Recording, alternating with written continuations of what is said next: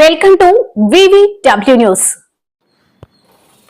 విశాఖపట్నం సీతంపేటలో శ్రీకృష్ణ యువజన సేవా సంఘం ఆధ్వర్యంలో సమావేశ మందిరము అతిథి గృహ భవనమును ఉత్తర ఎమ్మెల్యే విష్ణుకుమార్ రాజు, దక్షిణ ఎమ్మెల్యే వంశీకృష్ణ శ్రీనివాస్ ప్రారంభించారు.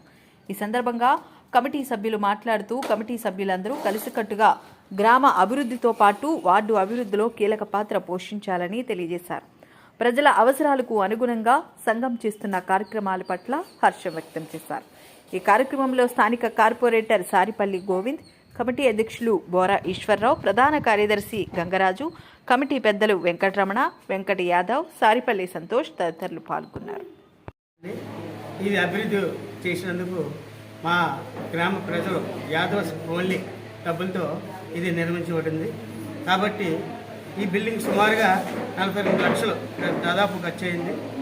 కాబట్టి మా ఎవరైతే దీనికి స్పాన్సర్ చేస్తారో వాళ్ళని ఈ మర్యాద రూపంగా అందరికి వెళ్ళి కార్డు ఇవ్వడం జరిగింది.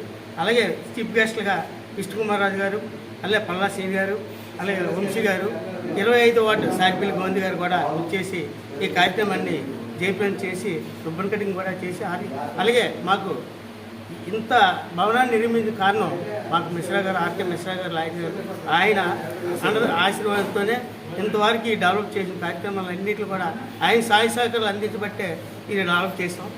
మాకు డెవలప్ చేసినందుకు మా గ్రామ ప్రజలు కూడా ఎంతో డోనర్లు ముందుకొచ్చి మేము ఉన్నామని ముందుకొచ్చి సహాయ సహకారాలు అందించి ఈ బిల్డింగ్ సేవా సంఘానికి అధ్యక్షుడిని,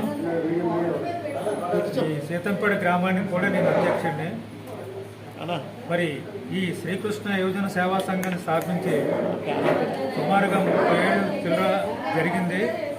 కానీ కొత్త కమిటీ ఏర్పడి 13 సంవత్సరం 2013లో మళ్ళీ రిజిస్ట్రేషన్ చేయడం జరిగింది. చేసిన తర్వాత మరి సెక్రటరీ గారు సారిపల్లి గంగరాజు గారు, కోసాది గారు, బోర వెంకటరామన్ గారు, అలాగే వైస్ ప్రెసిడెంట్ పాలకవర్గం వాళ్ళందరూ కూడా ఈ ఎప్పుడైతే 2016లో 2013లో రిజిస్ట్రేషన్ చేయడం జరిగిందో ఆ రోజు నుంచి ఈ గ్రామానికి ఏదో చేయాలి, ఈ 3 గుళ్ళు కనకమ్మ గుళ్ళు, భూలోకమాత, పరితలమ్మ అమ్మవార్ల దయ వల్ల మేము ఈ గ్రామానికి ఏదో సేవ చేయాలని చెప్పేసి ఉత్సవంగా ఒక మంచి కమిటీని, అలాగే వైస్ ప్రెసిడెంట్ మరి నమ్మి వెంకట గారు, మరి ఆర్ఎన్పి బోర గోవింద్ గారు, సలహాదారులు మరి వారాది ఎర్రాజు గారు, గొంప అప్పారావు గారు, వారాది ఎర్రాజీరావు గారు, అలాగే వారా శ్రీని గారు, ముఖ్యంగా ఆలయ కమిటీ చైర్మన్గా ఉన్నటువంటి సాన్బేని సురేష్ గారికి, వీళ్ళందరికీ నా హృదయపూర్వక నమస్కారాలు తెలియజేసుకుంటున్నాను. అట్లాగే ఈ గ్రామాన్ని మా కమిటీ ఏర్పడిన తర్వాత ఈ గ్రామాన్ని దినదినము కూడా మేము ఎంతో అభివృద్ధి చేయడం జరిగింది.